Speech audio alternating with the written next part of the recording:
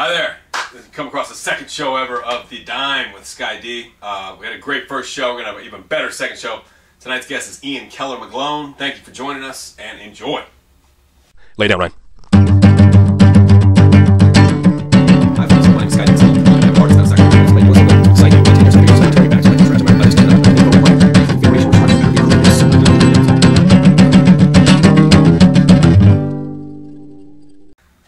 Okay, so here we are, feeling a little more comfortable here on the second show. Thank you very much for tuning in. Super thanks to Steve Vargo for coming out and being my first guest ever. It was an awesome interview. Hope you guys enjoyed that. I'll wrap at the top here. I'm going to play What Have We Learned from the first episode. And a few things are the lighting. We're still toying around with that. It might not be perfect, but we've learned that the lighting wasn't that great in the first one. And that horizontal stripes make me look like a sea lion. That's what the other thing we learned there. So we're going to get that fixed. So yeah, just once again, just out here to enjoy myself. And hopefully you can a little as well. Saw a couple movies recently. Saw The Dark Knight for the first time ever. And it was just incredible. I mean, I'm just saying what everybody else has said. Heath Ledger's just awesome. I mean, one thing that really didn't work for me in The Dark Knight was casting Maggie Gyllenhaal as the female lead. I just, well, let me let this animated video explain myself. I finally saw the latest Batman the other night, and I agree, it is awesome. Heath Ledger's Joker is probably the best performance I've seen since Johnny Depp as Hunter S. Thompson in Fear and Loathing. Huge disappointment for me was Maggie Gyllenhaal cast as the female lead. I mean, seriously, I'm not sure a drunken frat guy would be interested in Maggie Gyllenhaal. If they needed a female Joker in the movie, she would have been perfect, honestly. She would have been perfect for that, but I'm not trying to be mean, but seriously, there are no better choices than her for the lead in the year's best film. I mean, what's going on there, Hollywood? Okay, I hope you enjoyed that. On to the next thing here. Little tradition we got here in our second ever show, if that can qualify as tradition. And that is I'm going to tell two stories. One's going to be true, and one's going to be a complete fabrication of my own imagination. This happened in the first show, and Stephen Vargo guessed. He guessed wrong. And feel free to play along at home, provided there was no gambling. Okay, so the first, we got two that are kind of along the same theme here. The first one tonight is Tupac Shakur. After the guy died, you know, his posthumous, as they say, work is just massive, and I suspect that's because he spent some time in jail and didn't have much to do but just build up a ton of songs. And as it goes, you know, he was killed in Las Vegas. They actually found in the hotel room he was occupying a song he had written that day, and the last lyric of the song was, "Gonna live like a goon, probably die someday soon." And that was supposedly the last lyric Tupac ever wrote. The next story is a lyrical one as well. It involves Marvin Gaye, the great Marvin Gaye, who was also met his demise far too soon. Marvin Gaye was always in contractual disputes with his labels and things like that, and never really felt like he was getting a fair shake. So he would often play little tricks and throw things in there and on his records that to kind of take jabs at people. And my favorite song by Marvin Gaye, and you know, for that matter, one of my favorite songs ever, is "Sexual Healing." And at the very end, he's in the middle of some feud with somebody, and it prompted him to write the very last line of "Sexual Healing" as the music kind of fades down. You don't even hear it that well, but the line is, "Please don't procrastinate. It's not good to masturbate." All right? So those are the two stories.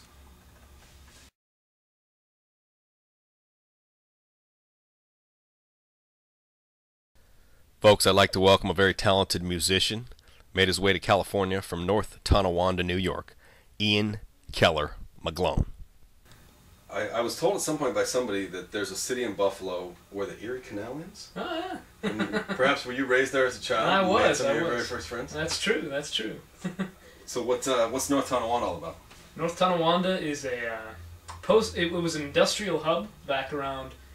Well, it started in like the 1800s. Its heyday was like, well, when the Erie Canal was finished, before the railroads took over. That was the only way to get anything from New York City to the Great Lakes and then Chicago and the rest of the country, was to go across the... So, you grow up there, and I just recently interviewed an actor on my first show, and the story is, you know, you don't become an actor, you realize you're an actor.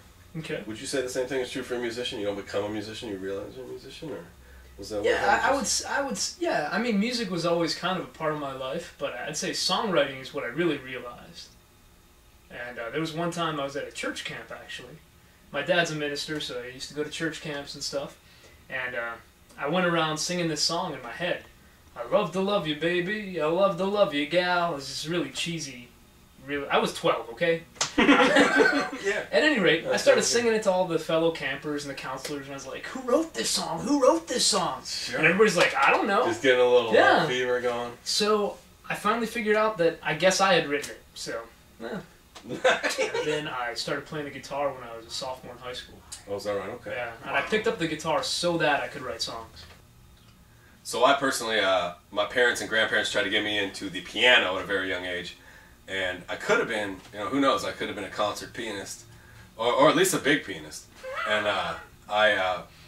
my piano teacher had these ferocious dogs that were like held back by like the flimsiest little fence. And anyways, the piano thing never happened. When you were younger, did you have any lessons with any instruments or anything like that? Well, my first instrument was the trumpet. Okay. And I decided when I was in high school that I wanted to, I got a guitar, and I decided I wanted to write songs because of this thing that happened at this church camp. It was like, that was my epiphany, I got to write songs. Yeah. Trumpet, not too good, so I need a guitar, Plus, you're not going to get too many girls playing the trumpet. Right, right.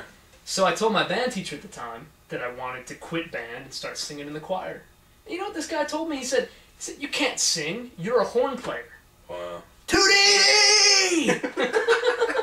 His name was Tudini. Yeah, Mr. Tudini. So Ian, now, I first got to know you when you were first putting together a band that at that time was known as Push Tonawali.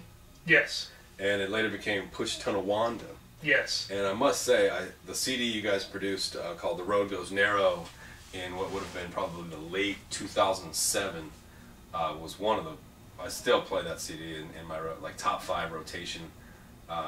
So I suppose the question I'm asking is, if I came up with a blank check, what number would have to appear there for Push Tonawanda to get back together?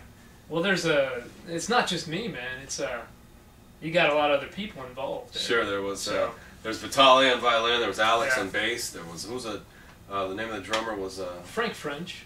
And then in the late stages it was later on it was a guy named Todd Lewis playing drums for us. Yeah. I mean, I still play with Alex and Frank. I even played with Alex and Frank this past Friday.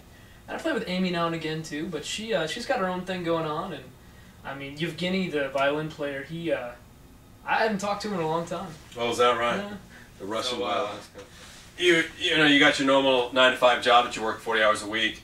You play your music at night. You bike to and from. You're on your bicycle all day. It's a stressful day and a very full-packed day. What do you do to relax? Do you have any type of exercise things you do? Well, I do practice a certain kind of yoga called Kundalini yoga. Is that right? Yeah. What Kundalini? What's that mean? I know Namaste, I guess. Is that right? Namaste is a Sanskrit word that means literally I bow before you. Okay. Kundalini is the yoga of awareness, and you may be familiar with Hatha or Vinyasa or like the Bikram, which is the hot stuff. Okay, I've heard the third one. Yeah, the hot stuff not so much, but the other ones like Vinyasa and Hatha are all incorporated within the Kundalini. But it's supposed to be the fastest way to like raise. All right, we've now reached the point in the show where Ian McGlone is going to try to guess which one of those stories is true and which one was a complete lie. Our first guest, Steve Vargo, was incorrect. Guessed her 0 for 1. See if Ian can make them batting 500. What do you think, sir? It was Marvin Gaye. Marvin Gaye with the "Don't Masturbate."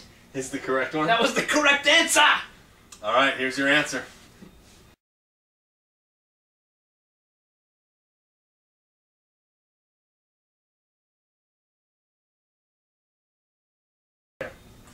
So what do you got going here right now? Got my MySpace with my music going. myspace.com/Ian McGlone. Right. Maybe you can put that right here. I don't know. I will.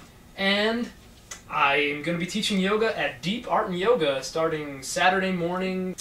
So that just about brings us to the end of this second show. Once again, it has flown by. I hope you enjoyed yourself. We're getting everything ironed out as time goes on. These are going to be posted every single week. theDime with Skye D. So subscribe to me, please, and tell your friends, and send this to whoever you like. Well, thank you very much, sir, for being my guest tonight.